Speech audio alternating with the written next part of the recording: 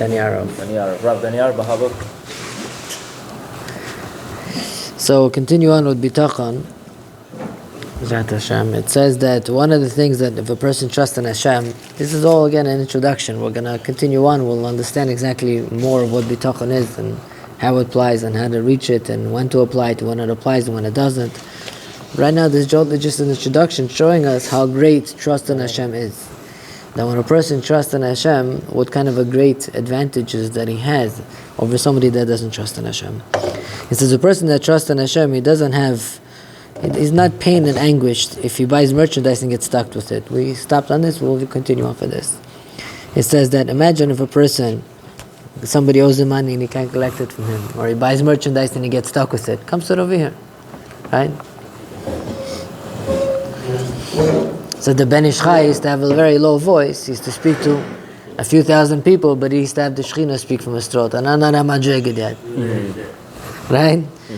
So if a person has bitachon in Hashem, even if a person gets stuck with the merchandise that he's on, or if a person gets sick, right, he knows that at the end of the day, HaKadosh Baruch Hu loves him and he chooses the best thing for him. We need to say, at this moment, this is the best thing for a person to get stuck with this merchandise, or at this moment, this is the best thing for a person that should be sick, or this moment, HaKadosh Baruch Hu wanted him, but dafka now, this person should owe money and he shouldn't be able to get it out of him. Why? We don't have to understand why.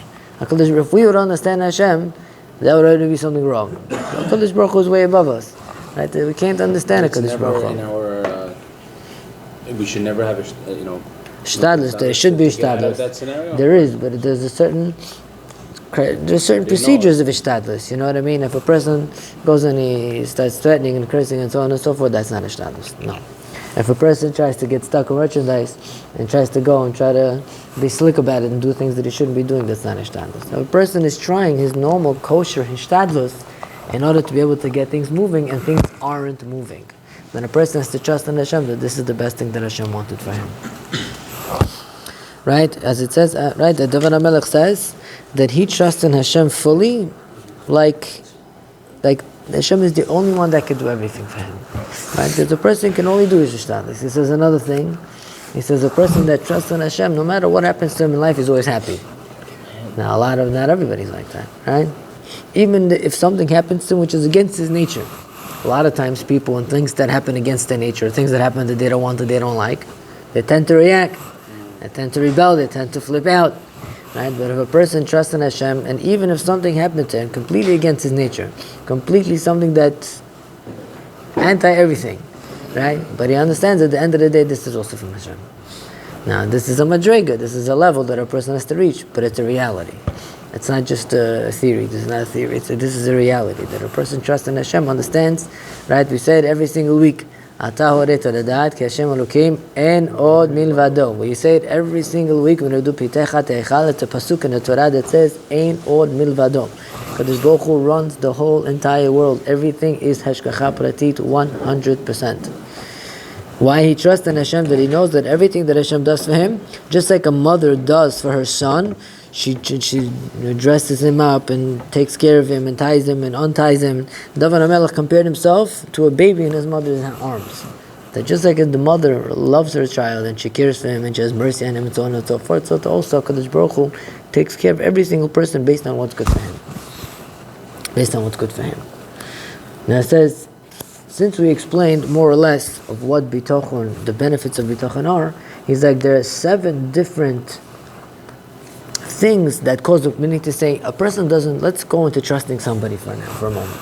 A person doesn't just trust in people, right? A person, in order for me to trust you, you have to be able to gain trust by me, right? You need certain midot in order for me to trust you. You need certain attributes in order for me to trust you. I'm not just going to trust anybody.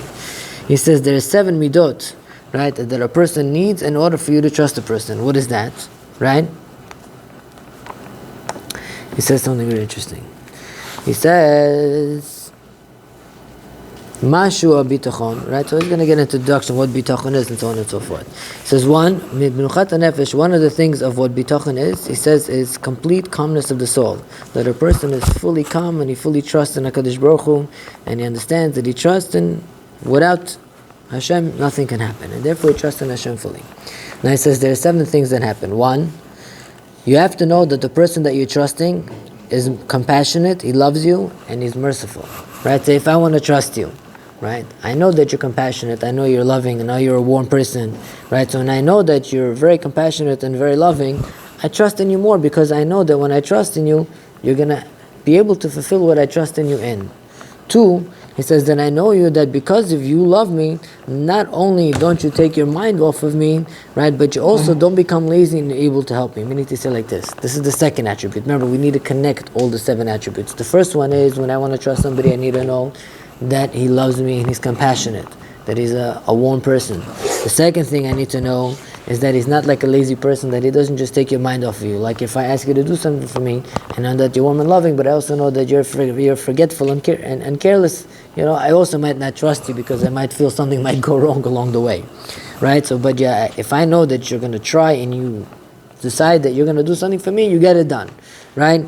So as long as I know that you have those 2 midos, I could trust in you, right? But if I know you don't have those 2 midos, say you forget about me or you're lazy to fulfill things, then I can't really trust in you, because I don't know exactly how it's going to turn out. It says the third thing that I need in order to trust in somebody, not only is he compassionate, but not only is he compassionate, and not only do I know that he's going to fulfill what he says, but also that you have to be very strong. What does that mean? That you're somebody that you're not easy to defeat, you're not easy to be able to overcome. Is that when you want to do something, you get it done.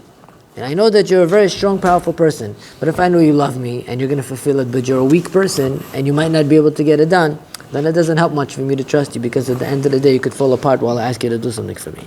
Right? So now we have 3 things. The 4th thing that I need to know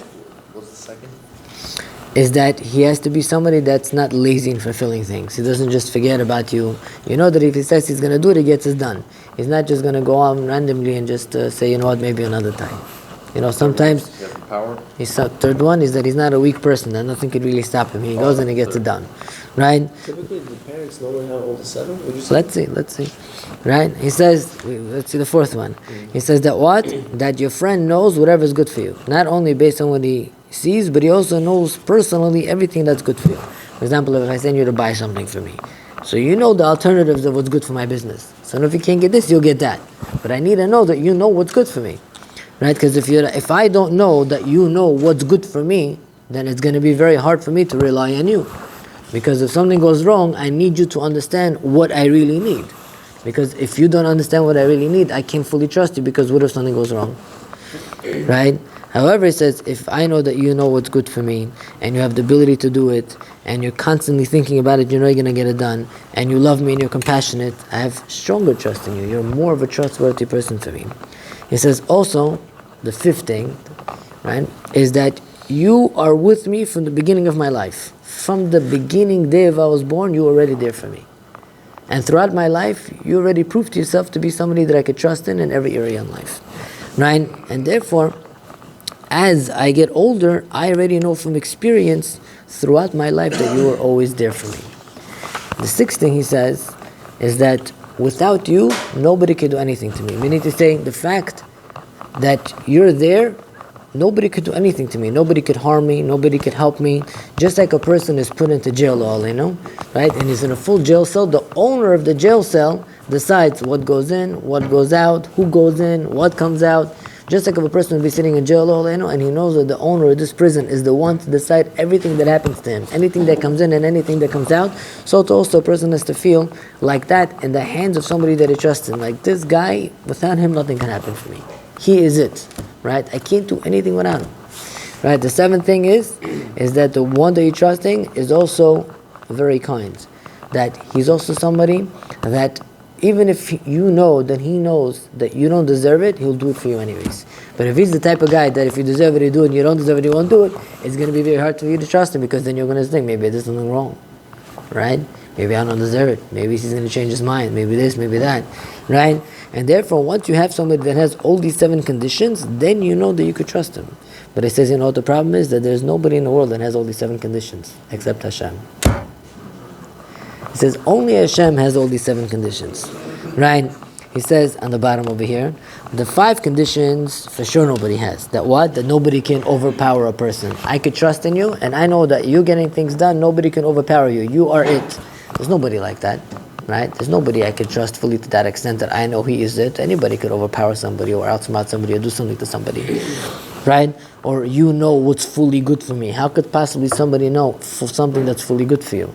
Nobody will fully know what's really good for you, right? Also, you're with me from the day of my birth and you do everything for me from A to Z. Right? Very hard to find somebody like that. Also, without you, nobody could do anything good to me or nobody could do anything bad to me.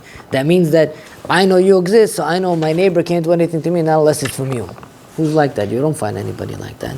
Also, that you're so kind that you're good to everybody, right? No matter who it is. And it says it's impossible to find somebody like that. Only Hashem is like that. He says, even the first two that we mentioned, that you're compassionate and merciful, and you also watch over everything that I need and you care, that's also very hard to find by people. Why? Because the first one, that what? We said that I know that you're merciful and you're compassionate, so I trust you. He says, if HaKadosh Baruch Hu wants to have mercy on somebody, what does he do? Other people have mercy on you. But he says that what? If somebody has mercy on you, or somebody's compassionate to you, or somebody's loving to you, it's because Hashem put it in his heart to be compassionate, mercy, and loving to you. If Hashem would want people to be bad to you, he would put in their heart to be bad to you. Chas v'shalom. When the Rambam says that if somebody does something bad to somebody, he should wrote his avirot that caused this person to come and punish him. HaKadosh Baruch Hu send him as a shliach. Right? And the second thing that we mentioned, that what? That HaKadosh Baruch Hu watches over everything that people do. There's nothing hidden from Hashem's eyes. There's nobody in the world that could do that. You know anybody in the world that knows every tiny little thing that you're doing? Nobody. Right? But HaKadosh Baruch Hu sees every tiny little thing that you're doing. From A to Z, from morning to night. So science says over here, these conditions that we just mentioned, you only find by Hashem. It says one, we'll read a little bit in the sources. We'll read the first one. It says that HaKadosh Baruch Hu is merciful on all his creations. If a person doesn't believe Hashem is merciful, he can't trust in Hashem. Right? What if I want to trust in God and he's cruel, chas v'shalom? I'm not going to trust in him, right? I don't know what he's going to do. But if Hashem is merciful, you know that you could trust him because you know that he's merciful, right? As it says that Hashem is merciful and compassionate. Right? You see and find by the Navi also that Hashem had mercy, right, on the whole entire city of Nineveh, even though they were wicked and they were goyim, Hashem had mercy on them because they really had potential to change. Right? And HaKadosh Baruch Hu always watches over us. As it says, you know, HaKadosh Baruch Hu doesn't doze off nothing. Hashem is always there, watching everything that happens every moment for Klal Yisrael. All the time. Hashem knows everything and every moment that happens.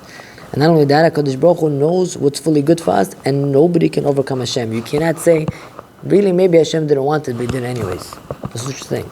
Nobody can do anything if Hashem doesn't will it or decree it or approve of it. Right? And it brings the pasuk. L'cha Hashem ha'gdula v'ha'gvura v'tiferet v'hanetzach v'hod. HaKadosh Baruch Hu is the master of all these midos. Hashem ulach v'kirbech gibor yoshi. HaKadosh Baruch Hu is amongst us. The truth is, if any of you have ever learned Navi, if you go through Navi, you see the tremendous hashgacha pratit of Hashem. You see story by story how Hashem is involved in everything that's happening in Klal Yisrael. It's unbelievable. It's mamash unbelievable. Right? Not only that, HaKadosh Baruch Hu is the only one that's there for you from the moment you're born to your whole life. As it says, HaKadosh Baruch Hu is with you there all the time from beginning to the end. HaKadosh Baruch Hu knows everything that's happening with you at every single moment of your life, and Hashem loves you and cares for you, and He's doing everything that's best for you. Right? Now, best for you doesn't have to mean best for you based on your understanding, right? Best for you based on HaKadosh Baruch Hu's understanding of what's good for you, neshama. Right? The Ramchal says, for example, when a person has a kid, right? This kid's mazel, how does it get developed? Based on his parents, based on his environment, based on his future, based on his future spouse, based on his whole life. Everything gets taken into consideration before the child is born. Right? And when this child is born, it's like everything in his life is, in a way, designed for this person. Because Baruch Hu designs a person's life for him. Even if he becomes a junkie? Even if a person becomes a junkie, at the end of the day, he could still change. Best friend that gave him the choice. At the end of the day, he could still change. Right? But that's true. Junkie is very difficult. But at the end of the day, people have free choice. Kadosh Baruch Hu doesn't choose for people. Kadosh Baruch Hu puts people in a gvul of choices. But at the end of the day, a person himself chooses his path in life. If a person chooses the right path or the wrong path, the Torah there says this has consequences and this has its pluses and this has its minuses. That a person chooses to live a certain lifestyle, he has to understand that lifestyle has certain consequences. It's unfortunate. They need, it says, as a community, communities have to set up different things for everybody in the community. Because when you're dealing with so many people, there's always going to be people everywhere. It's a disease in every community. It doesn't matter hours or life. And they're difficult to deal with. Yeah, it's a very tough thing. Normal kids from good family. It's unfortunate. I know. There's a very big person. They say that he's not so far from Chaim Kanievsky. He's such a big, massive person, and also one of his kids overdosed. Can happen anywhere. Chas v'shalom. It's but we have to try our best to help everybody we can while it's not too late. Because a lot of times with these type of people, when they get too far, it's a little bit hard. Even though reality, you see it, that there is hope and they could change, but in their minds, they already lose hope. To deal with somebody that lost hope is very difficult. It's not easy to deal with people that lost hope. In any case, right? And anybody, say for example, if a person's deeply depressed in life, right? It's very hard to be able to explain to that person or to get that person out of where he is, because in his mind, that's the reality that he's living in. He doesn't see a way out. Your mind, you added the picture, you see what he's going through, and you see that he has a way out. But in him, he doesn't see it because he doesn't have that willpower. They're very difficult to deal with. It's not easy situations to deal with. These situations need professionals to be able to deal with them. It's not always easy because they don't want to go to anybody. It's a very difficult situation. You deal with kids? No, it's very... Look at that. No, you cannot do Rav Zachariah Wallerstein, alav shalom, used to deal with these people a lot. He was a very big asset to Klal Yisrael. He did things that nobody had the guts to do. Nobody did the type of things that he did. His main thing was to deal with all these drug addicts and stuff. He had a whole seminary for girls that were going off. He did everything for all these type of people.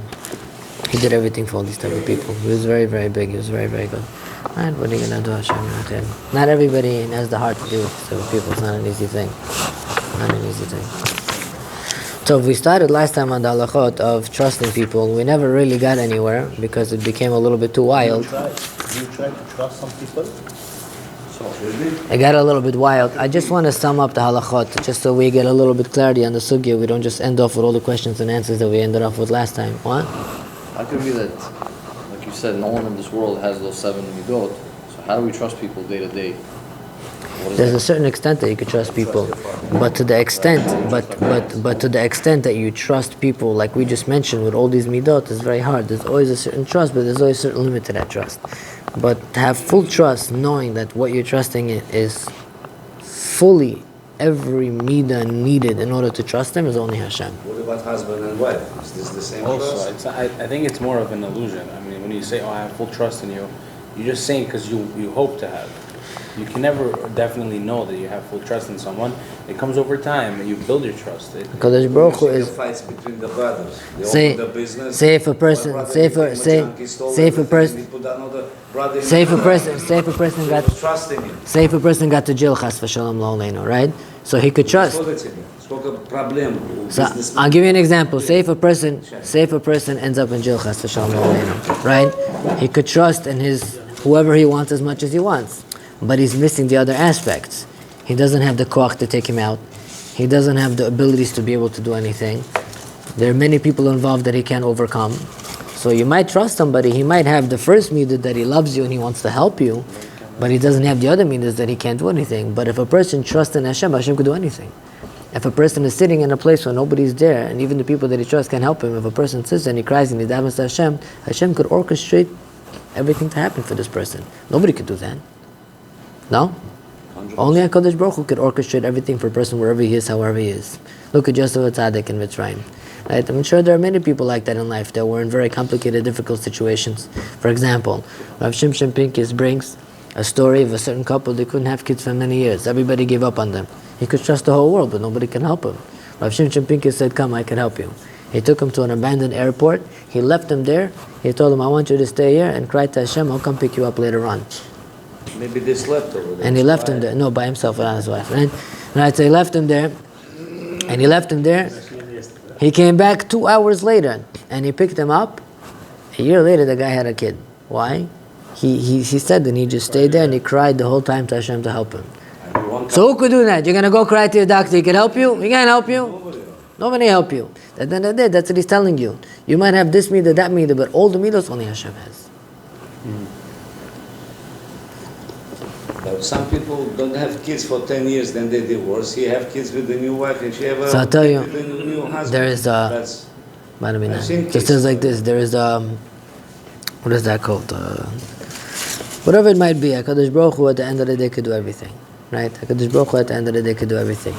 Everybody might have one or another, but when you fully trust in Hashem, Hashem is there fully for you also. That's his point.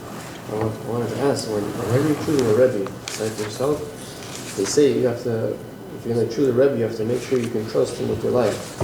Is that a quality that's something you have to consider whenever you're choosing a Rebbe? Because you're asking... The Rambam says, right, the Rambam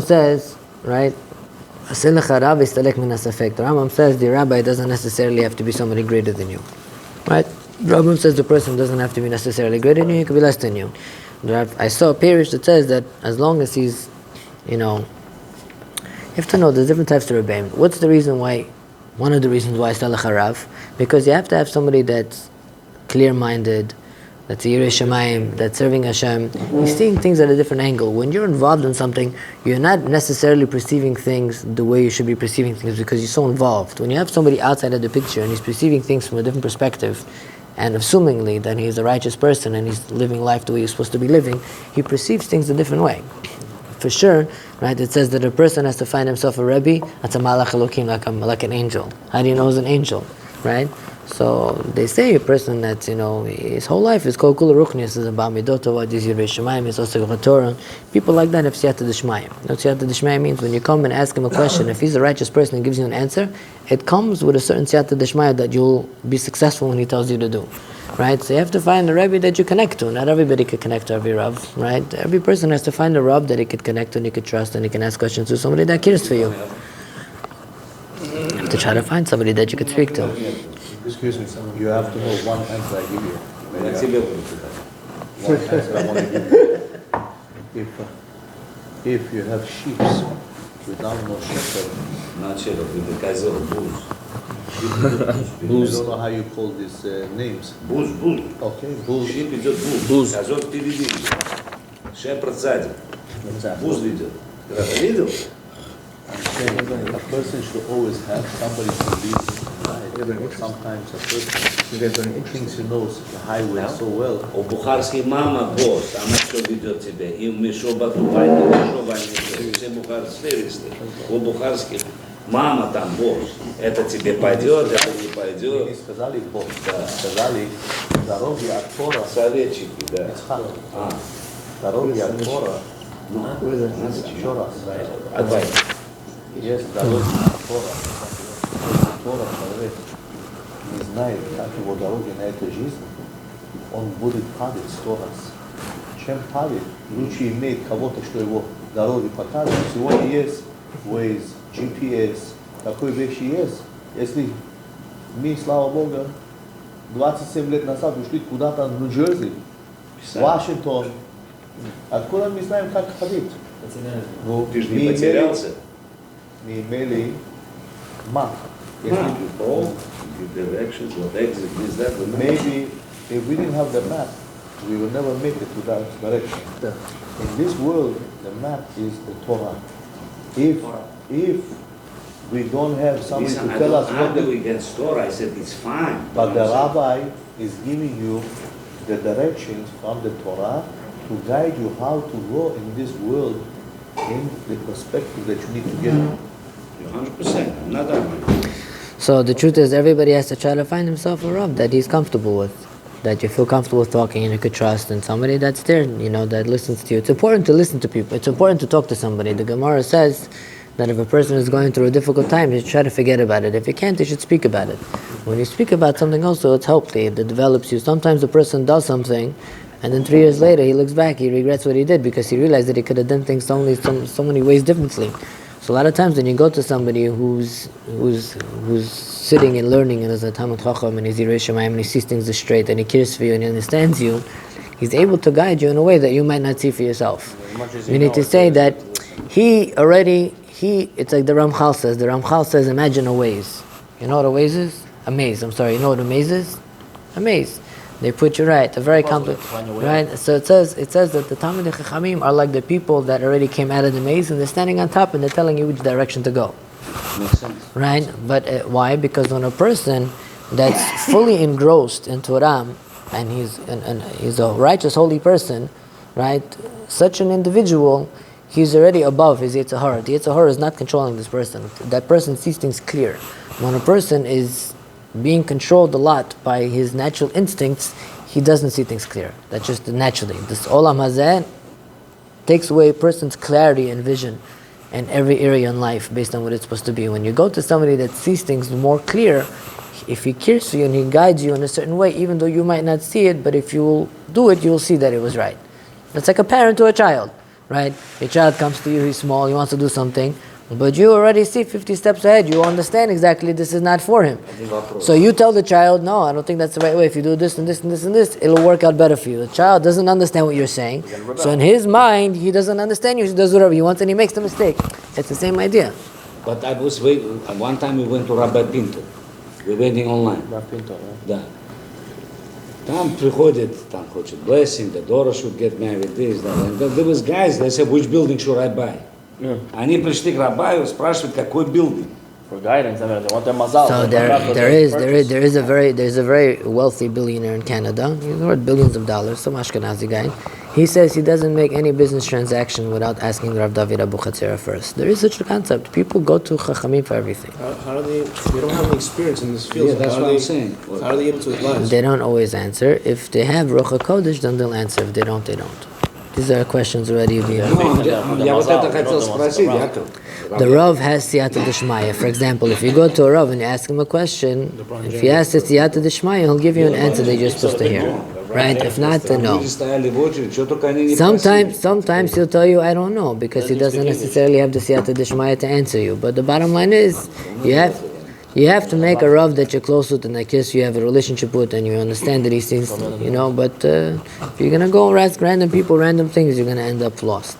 That's the truth. That's why I said Somebody called me last week. He went to Israel, he wanted to buy a house. And he went to speak to a certain Rav. Again, these people, they go to these, interesting people, And he told me, this Rav told him a whole bunch of interesting stuff. I told him, listen, do yourself a favor, leave these people alone. Go to a Gadol Hagor. Go to somebody that has his head on his shoulders. Go to somebody like Rav Yaakov Daniarov. He's a tremendous Talmid Chacham. He's a Mekubal. He has like 75 yeshivot, seminaries. Go to somebody like this. He doesn't know how. It's a big move. He's not involved in that environment. He has kids. You can't just move anywhere like that. He goes to the rabbi. The rabbi knows the lifestyle. Let me tell you something. When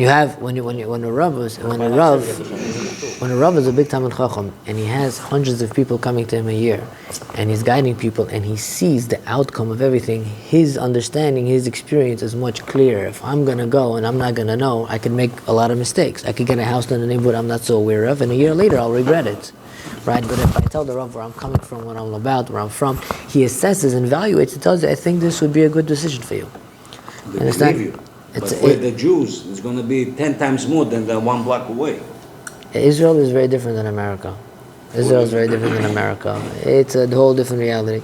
Rav Yaakov Daniarov has a whole shiur, and Rav Yitzchak Yosef also has a shiur about moving to Eretz Yisrael. It's kedai to listen to it before anybody wants to make any moves. It's a different reality there. It's not like America. I was waiting on people that they will come back in 1 year. Somebody said 9 months. Somebody said 6 months. There's no hope for it. Tough. Let's do a little bit halakha. We have 7 minutes left. We'll do a little bit halakha and then we'll stop. Come. Let's go on. So last time we said that I tell you the halakha is that certain people in halakha could be trusted, certain people in halakha can't be trusted. So we said last time we spoke about details, particularly that if a person doesn't keep kosher, he cannot be trusted for kosher, right? He can't. If somebody doesn't keep kosher food, he's not trusted to tell you something is kosher, because to such an individual, it doesn't make a difference what it is, right? So I'll tell you even a bigger chiddush, right? If somebody in his mind, I've seen this personally many times from many different people, that there's a reality like this, that if somebody does not believe that there's a difference between anything, he will tell you it's something even though it's not. For example, I will tell you what I mean, right? If I believe that regular glad kosher meat from my local butcher is just as good as what you tell me, you want Bet Yosef, you want this company, that company, to me this is all nonsense, it's all a business, right? I tell you, listen, this is all a business, this is all nonsense. If I'm that type of guy that I believe that everything is nonsense, everything is all a business, and you come to me, you tell me, listen, is everything Bet Yosef? I tell you, everything's Bet Yosef. But you're lying. Why am I not going to be believed? Because to me, if you know that I don't believe that there's a difference between anything, and to me it's all the same thing, it's all just a business, there's a 95% chance I'm not telling you the truth. 100%. Right? And I've seen that many times, right? Where people tell people one thing, and it's really another thing, because they don't believe that there's a difference. Rav, why don't the Rabbaim over here don't teach our girls how to make shushtanama? The meat, the company... Nobody teaches them. Salty. But our mothers knew how to do. Nobody, in America, the kashrus agencies will not sell. No, just from that. But they won't sell you the meat like that. Yeah, but a lot of the meat comes from different places. They need it. They need to do everything on the spot. Yeah. So it says like this, right? So it says a person that mefursam b'echad me'avirot shebetorah, right? A person that does a lot of avirot in the Torah. Chutz me'avodat kochavim v'chilul shabbat v'fest yesh eno oshem minu midun chazam. It says, say a person doesn't believe in what the chachamim say, right? A person says, I'm smart. no, he doesn't believe in what chachamim saying. Or a person does whatever the chachamim say, but whatever he understands. Meaning to say, if I explain to you something that's asur, the rabbanan, say I tell you, you know what, a goy cooks your food, the chachamim said it's asur. The Jew has to light the fire, or the Jew has to put the fire on the food on the fire. And you're the type of guy, you're like, you don't leave all this alone. This is all nonsense. What difference does it make? It's kosher, it's kosher. What difference does it make if he cooks it, he cooks it? It's all the same thing, right? If a person only fulfills the words of the chachamim based on his understanding, he only does whatever he understands, and if it's something he doesn't understand, he doesn't do, such a person in halacha is borderline apikoros. Such a person, you're not allowed to trust him. Нет, он как кофер какой-то. Кофер. Не кафирист, it's worse, right? Кофер, it's Ну, можно один вопрос, может быть, in years ago, about 100 years ago, even in Russia, it was harder to do. So people, they knew that the meat was kosher, it was a work. Today you go to every restaurant, you got abundance of That's different. Of I'm talking about abundance. if a guy does not believe in the words of the chachamim, say somebody tells you, nah, the rabbis made up the Shulchan Aruch, or the rabbis made up. No. The Gemara is all written by the rabbis. I only believe in the 10 Commandments, somebody tells you. Then you go, If somebody like that, even if somebody denies one of the 13 principles, it's considered an apikoros. If somebody tells you, I don't believe in Mashiach, I don't believe in Techiyas HaMeitim, I don't believe in the words of Chazal, somebody like that is not believed in Ne'emanut and Kashrut. You cannot believe somebody like that. Because somebody like that, he can tell you all he wants, he's not Ne'eman. Right? He's not Ne'eman. You got to be careful. You have to make sure. What about if one guy says, this vodka and this vodka, all the vodkas are the same? What does that mean? Vodka, to be honest, I think Vodka is okay, we're talking about vodka. All the same. No, we're talking about kashrus, we're not talking about taste. That's a question. Some vodkas might have dairy in it, you'd be surprised. Oh, wow. I don't know if that's so common though. Some potato. That's so common, yeah. I wanted to ask, one day at night, maybe like it was like 8:30, I wanted to get food, and there's like 3 Glock kosher restaurants in my area. One block. Where is that? I don't want to say this is in the camera. Basically, I went to the first one. Yeah. They didn't have. I went to the first spot. They didn't have much gear. So okay, I'm gonna go to the second one. Second restaurant I went, also Glock kosher. They didn't have much gear. There's no from Jew there, nothing? No, only one of them. Yeah. One of them. No, I don't know if he's from. He just had a keep on. Yeah. The other one, the third one, Also the Mashgiach. I'm happy you have the brains to realize that. Yeah, so the question is like, if the Mashgiach was already there before, he already did everything, can you eat there? So by Mashgichim it depends. If the owner of the place is Shomer Shabbos, he's a frum guy, and the Mashgiach comes in and out periodically, he has access to come in whenever he wants, and he comes throughout the day periodically, then yeah, he doesn't need to be there all day. Does it make a difference? It's a midi or Doesn't make a difference. If he's Yotze V'Nichnas and the owner is a frum guy, you're okay. If the owner is a Mechal or Shabbat B'Frasyan, every normal hashgacha requires a mashgiach timidi. They require somebody that shomer Shabbos is there all the time. You can go out and in, but as long as he's there. It's a dairy place? Dairy place? What a Dairy place can also be very bad. You can have a lot of stuff in dairy places go wrong. You can buy a lot of products with horrible hechsherim. Tomato sauces are very tricky. In the same lines, and the tomato sauces, the same lines that they make tomato sauce, all these companies that you're buying, these Jewish companies that you're buying, they don't have their own factories. They go to non-Jewish factories. In the same machinery, they make cheese and meat, they make meatballs, pork, everything. What do? They close down the factory for 2-3 days. The mashgichim come, they kasher the whole place, and they make kosher tomato sauce. Different hashgachas they do differently. They kasher it. They do different things. They do hagala generally, right? They kasher it, and then they make their own production line, which is kosher, right? They make their own production line, which is kosher. So you have to make sure. You have to make sure that the products are also good products. You have to make sure that the cheese is also a good product. If you go into a dairy place, they have a lot of different products that they could be using that could be very questionable.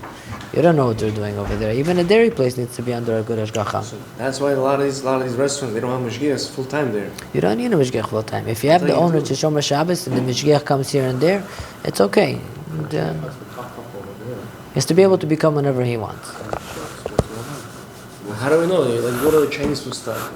All Chinese there are working. I don't trust Chinese people. I don't trust Chinese people. If I go to a place and I see Chinese people and I don't see a mashgiach there 24 hours a day, I don't go in. I had my chavrusa, he was a mashgiach in a Chinese restaurant. I think I said this over here before. He caught them one time. They were putting non-kosher MSG in all the food. They tricked him, they changed everything. He caught it. Forget about it, what he did over there. But you have to be careful. The frum goes there, says, I want the package, I want this, and you put somewhere. No, not so easy. They kasher it. They kasher it, They but kasher still, place. it's Yeah, the but same they're with the olive oil. Everything, every item you see, there could be 20 different companies in one factory. You don't have everybody in their own factory. There's too many factories. You have one factory and a lot of companies using that one factory. Yeah. Sushi's okay. In that case, I went to No, sushi not all spot. sushi. When my wife went to get sushi, I told her to make sure that she finds out where the nuri sheets are from. October, November, December, January, February. Whatever it's Japanese, it's summer. You don't want March. April, yeah. Anything with You have to be careful because the nuri sheets could be very infested. Yeah. I remember when they brought in nuri sheets in yeshiva, our yeshiva is very into tolaim. I'm not so sure why. Don't touch Right, it. but they bring in the nuri sheets to check for tolaim. And you could go through the nuri sheets, you could see the bugs, you take this thing, you see they're inside the actual nuri sheets. So when I call, I make sure that the nuri sheets are a certain company. If they use that company, I buy it. If not, then no. Right? So you have to... Now, I just want to get into this halacha, which is, I think, is the very important halacha, and we'll summarize with this. This is very important. A lot of people might not be aware of this halacha. Okay, Tzaddik, let's go on. Yeah, it says like this. It says, say if I'm machmer on something. Right? Say if I'm machmer on something and you're makel on something and I go to your house. Are you allowed to give it to me? Say for example, if I'm strict not to eat a certain product and you're lenient to eat a certain product, are you allowed to give it to me? No. Or the other way around. If I'm strict to eat a certain product and I got stuck with a certain product, if I got stuck with a certain product that is questionable in my mind, but there is what to rely on, for example. Right? Somebody brought me to my house a whole bunch of chalav stam chocolates for my kids, which happened to me before, right? So we don't need this in our house, later. chocolate? Hershey's, Kisses, all this OUD. stuff. OUD, regular. Kit Kat. Say. This American. Yes. So this is Even your say kids, you don't it's you OUD. them like that? Yeah, why not? My kids are Jewish too.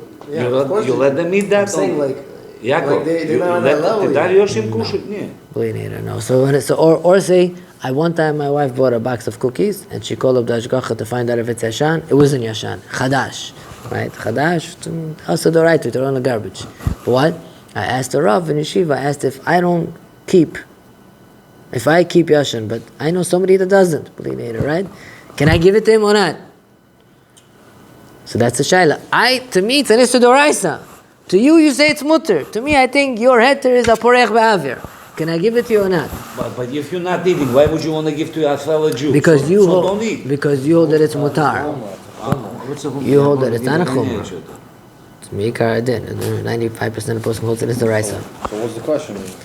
Because you say, for example, you rely on the Bach that says Chadosh doesn't apply Chutz La'aretz, even though 99.9% of the person disagree with the Bach. But you rely on the Bach. Say the Hasidim, they eat Chadash. They don't like Yoshan. The other way around. They make sure it's not Yoshan, let's say. The other way around. Я вам сейчас скажу, что это. If you take... They have a surplus for at least 10-20 years. They have back storage.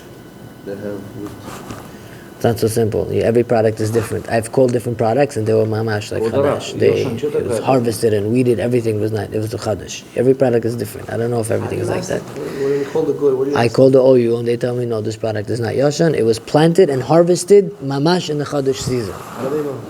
They have tracking. They know. Every company has its rules of when they do things and they know how to tell, right? So you say Yosha means like this. If I plant wheat, right, or barley, whatever, 5 grains, 2 weeks before Pesach, I planted it into the ground. Then when Pesach comes, there's the Korban HaOmer, which we don't have today, but when Pesach comes, everything that was planted from 2 weeks and before Pesach becomes mutter to eat after Pesach when it's harvested during Sukkot time, Mojna. Now, anything that was planted from, say, let's say with more than 2 weeks, it's real machloket, say less than 2 weeks from Pesach it was planted, or after Pesach, right, or right after Pesach something was planted, and it grew and it was harvested in Sukkot time. That's not mutar, that's considered chadash. Anything that was planted after Pesach or less than 2 weeks within Pesach, and then they go and they harvest it during Sukkot time or during the winter time, right, that would be asur until next Pesach, because it would only become mutar when the Korban Orma was brought during the Beit HaMikdash, which we don't have now, which is automatically done just by the day. Yes. It's have to pass one Pesach, Correct. it becomes mutar. Right. Makes sense. So now, right, this is halakha, and the Shulchan Aruch says the Nisa Doraisa, correct? Now, let's not only that. Let's say I hold shaitels are asur, right? Let's say I hold shaitels are asur. Am I allowed to sell shaitels? Wigs, right? Big machloket with shaitels, right? Say I hold shaitels that are asur. Let's say, am I allowed to sell shaitels? If you hold it as mutar, to me I hold it as asur. So that's a sheilah. If I hold something as asur and you hold it as mutar, am I allowed to give it to you or not? So there, lefi adin you're allowed to. Lefi adin you're allowed to, because lamai say you have poskim to rely on. I'm not giving you something iser.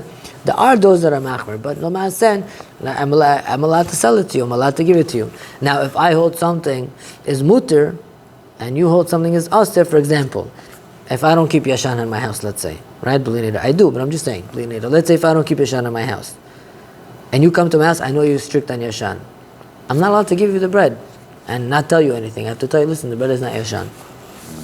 First of all, it's not derech eretz for me to put it on the table altogether if I know you're yashan. If I have a guest coming over, it's derech eretz to give the guest to his standard. If you're inviting somebody to your house and you know that he's makpid on certain things, it's kavod ha'orchim to give him whatever he's makpid on. If you're inviting somebody to your house and telling him, oh, mechila, this is not Bet Yosef, the greens was washed by over there, this is not chadash, this is chal of stam, why are you inviting him to your house if you know he's not going to eat anything here? You're going to make him feel bad, right? If you're inviting somebody to your house to a certain standard, give him the standard, right? But you can't give somebody something on a lower standard and you know that he holds that it's asur and tell him that it's that standard. That's for sure asur, you're lying. Even just to conceal it, you're not allowed to. For example, you came to my house and I have glad kosher meat. I know you're makpid only to eat Bet Yosef meat. I'm not allowed to just make it and put it in front of you like this and not say anything and wait for you to eat it. I have to tell you. What if you don't know? I don't know. Learn from him. He never eats. I know what I buy in my house, right? No, I'm saying, what if you're the person? What if you don't know? Like, let's say somebody made a suit. You don't know. Oh, you as the consumer. Yeah. So we'll talk about the consumer, right? Say if I give you something, I have to tell you. But let's say if I go to your house, we spoke about this, right? Say if I go to somebody's house, one malacha will mention and we'll stop here, right? Say if I go to somebody's house for Shabbat, right? Say, not for Shabbat, then whatever it might be. I go to somebody's house. You shomer tzura mitzvot, yirei shamayim, everything, right? So what do I have to be concerned about? I'm not going to be concerned about, right? So if he puts bread in front of me, I'm allowed to eat it. I don't have to ask questions. Not only that, I think that when you're in somebody's house, you're already in a situation where you can't find out. So if I have bread in front of me and I can make a phone call, I'm obligated to find out if it's Yashan, correct? If I have cereal, I'm obligated to find out if it's Yashan. If I have meat in front of me, I don't know if it's Beit Yosef or not, I'm obligated to call the store and ask. Why? Because I could verify, right? It's also questionable, but let's see. I could verify, so I verify. But if I'm at somebody's house, you can't verify. How are you going to ask? You're going to ask him, is this, is that? You're going to offend him. Verifying at the expense of offending people, I don't think is considered able to verify. Now, it really depends on your relationship with the person also. That's also true. Yeah, it's an avera. You're hurting a person's feelings or ava or things like that. You're not allowed to do that. And you'd rather just keep your mouth shut and eat. If the person shomer Torah mitzvahs and he's from and you could trust him 100%, and he put food in front of you on the table and you're there, if you want to be makbid and you can avoid it without hurting anybody's feelings, okay. But if they're putting it in front of you and they're telling you to eat and eat and eat and eat, then I'll tell you something that happened to me afterwards, not on camera. But in a minute. Right, so that's the maskana. If you go to somebody's house that's from the Shomer Torah mitzvot and you have nothing to be concerned about, you don't have to ask questions, and the person himself has to make sure that he tells you whether or not it's up to your standard. It's a lack of derech eretz for him not to tell you. And if you hold something that's aser and somebody holds something that's mutter, you're allowed to give it to him. For example, if I hold that chalav Yisrael is mutter and chalav stam is aser, but you rely that chalav stam is mutter, right? Then I'm allowed to give it to you. If you rely on those mekilim, I'm allowed to give it to you. It's not aser, right? Yeah, whatever it might be. If you rely that it's mutter, I'm allowed to give it to you. There was the story once. I had a box of cookies that were chadash. I knew they were chadash. Somebody told me, give me, I eat chadash. I told him no. If I wouldn't be sure if it's chadash or yashan, since I'll be mesupak, I would say misafik, I would give it to him. Здесь написано хадаш или? Да, это yashan, сейчас нету проблема. Потом, next to Sukkot we have problems. Now we don't have problems so much. It's not enough time for them to harvest yet. Right? We don't have to do any research on this point. No, you don't have to do any research at this point. Right? But if I know for sure something is asur and you're relying on a cooler that to me is like Why would you want to lie? Tell the guy the Baba truth. stories. No, not about lying. I tell you, listen, I have this milk, it's chalav stam. I don't drink chalav stam. You drink chalav stam. I'm allowed to give it to you, but I hold that it's aser, but you hold that it's mutter. I could give you something, even though I believe it's aser. If you rely that it's mutter, I'm allowed to give it to you. It's no problem, right? That's not a We problem. became robots. We go to R&M, we go to supermarkets, because everything is kosher, glad kosher. So you ask them, you tell them, look, you go to me, go to Misha, right? I don't know Misha. You go to Misha or son Rochelle. You tell him, I want only Bet Yosef meat. Rochelle's very good. He'll give you Bet Yosef meat. He used to have a supermarket next to my house, Kinneret. I used to go to him. He used to order me everything I wanted.